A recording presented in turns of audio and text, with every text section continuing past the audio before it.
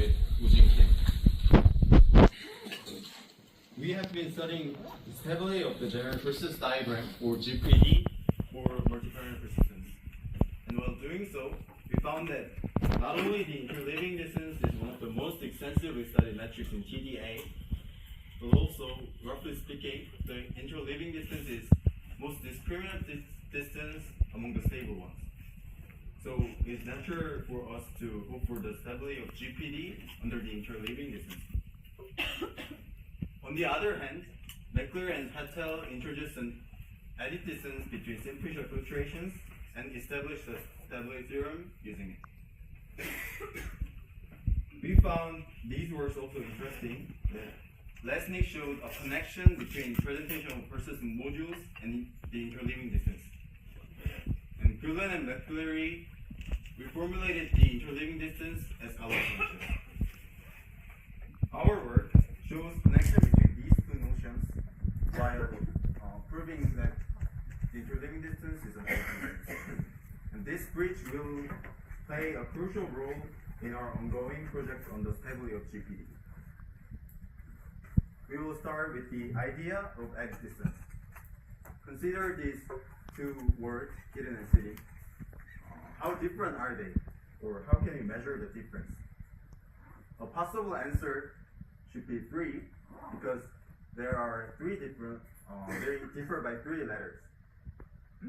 Mathematically, we can consider this graph whose vertices are words and edges are admissible edits, either addition, deletion, or substitution of a letter.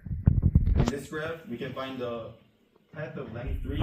So we want to say that the edit distance between these two words are 3. We can do this in more general setting. For example, if we are given with any weighted graph, we define the graph distance as the shortest path distance.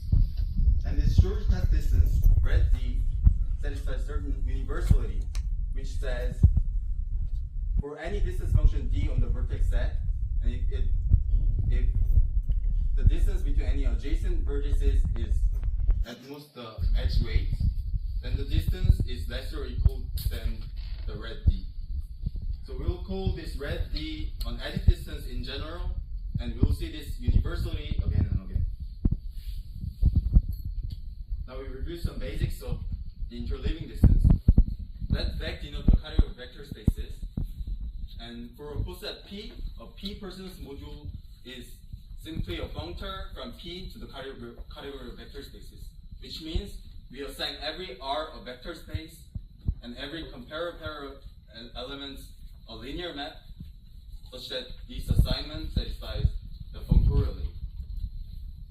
And 2 R modules are called epsilon interleave if there exists an epsilon slanted family of linear maps from M to N, and also from N to M, such that all closed diagrams in this figure commute.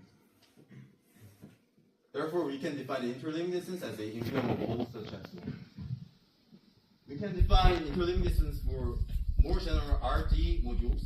For example, for R2 modules, 2 R2 modules are epsilon interleave if there exists similarly defined epsilon slanted family of morphism like this. Then the interleaving distance is defined likewise. The interleaving distance has interesting property of interpolation. There are persistent modules M0 and M1, and suppose we have an interleaving between them. We want to fill in this interleaving by assigning every point the colimit of this red diagram. Then we can fill in this diagram like this. If you know what Kant extension is, this is a left Kant extension of the original diagram. Then we can think of an interpolation MT, where T goes from 0 to 1, MT changes from M0 to M1. I want you to focus on the black dots on MT, which we will call the critical points.